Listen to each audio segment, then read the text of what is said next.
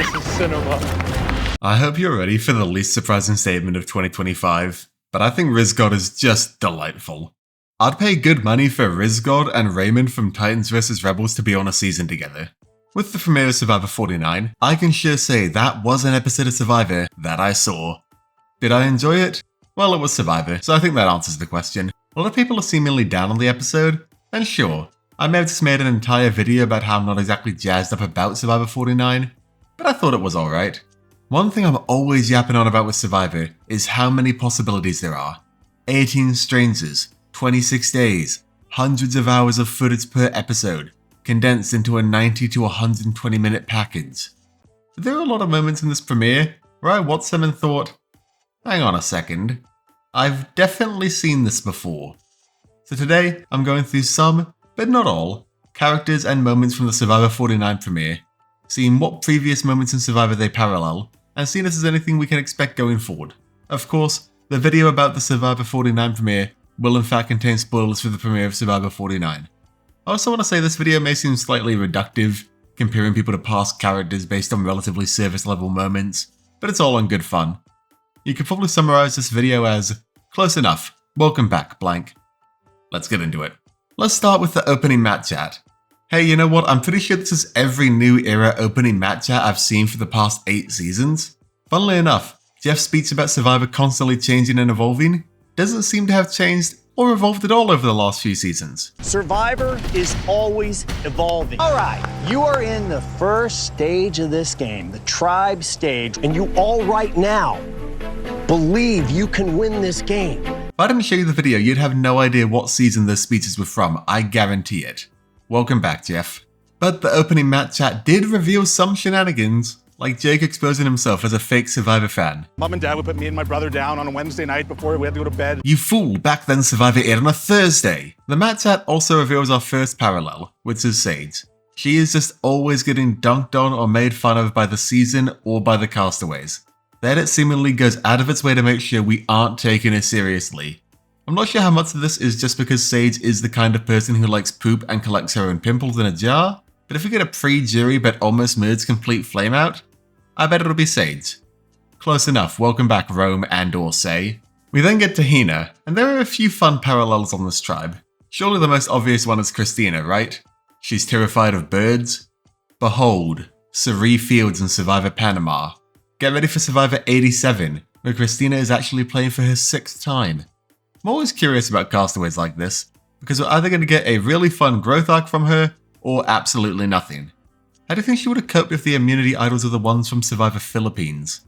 You think she'd be too scared to grab them? Get ready for my boldest prediction or parallel of the video.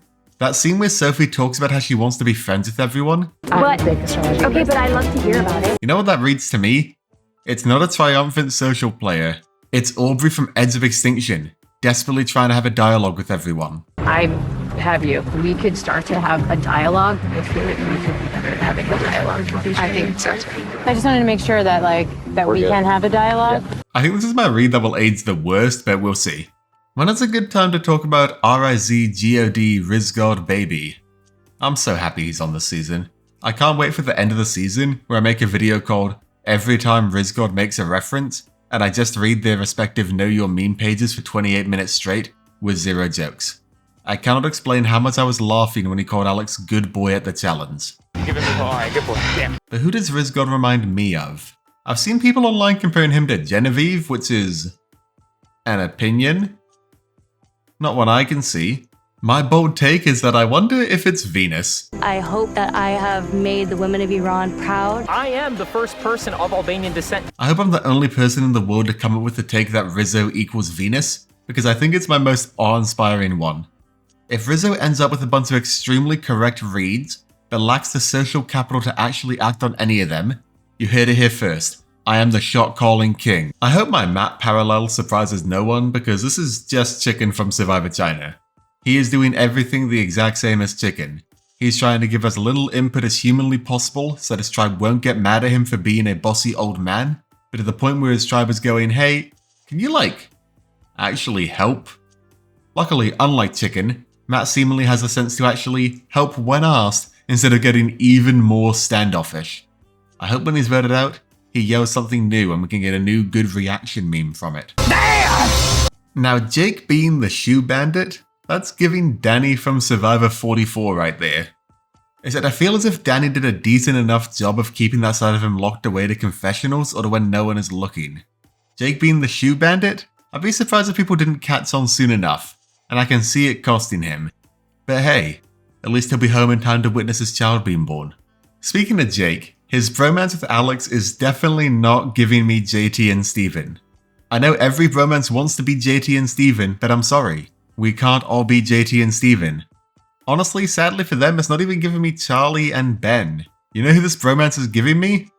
Joaquin and Rodney from Worlds Apart. Because not only is it super obvious to everyone that they're enamored with each other, but I think it's going to blow up in their faces well before the merge.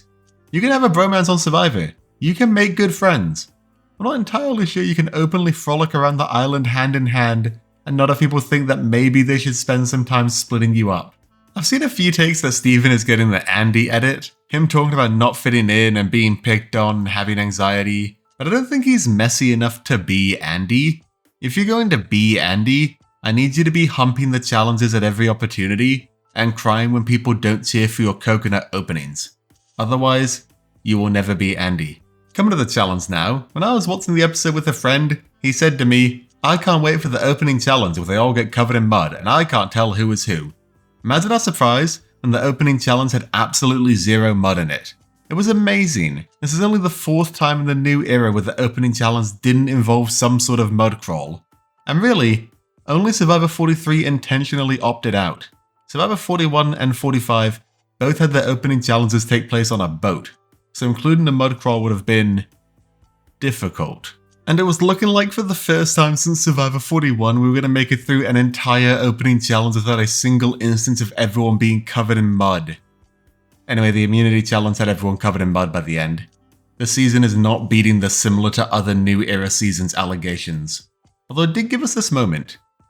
That's crazy, I can't believe I witnessed that happen. But hey, at least the immunity challenge didn't feature a puzzle. But she just couldn't figure out the puzzle. I won't forget how strong you are with, like, the puzzles. Yeah, but like I botched that completely. Why is everyone calling this a puzzle? This is not a puzzle. I refuse to say that this is a puzzle. You may argue, oh, to solve it, you need to change the state from the ball not being in the final hole to the ball being in the final hole, and that in of itself is enough to constitute a puzzle. Sorry, I refuse. This is a snake maze. It's not a puzzle. A puzzle is an entirely different thing. I will not elaborate, but I will fight people in the comments if they disagree with me. I have never felt more strongly about anything Survivor related in my life. This is 100% my most reductive take of the entire video, but Annie is definitely giving Sue vibes. Sue isolated herself early on. Sue was an outcast for being an older woman.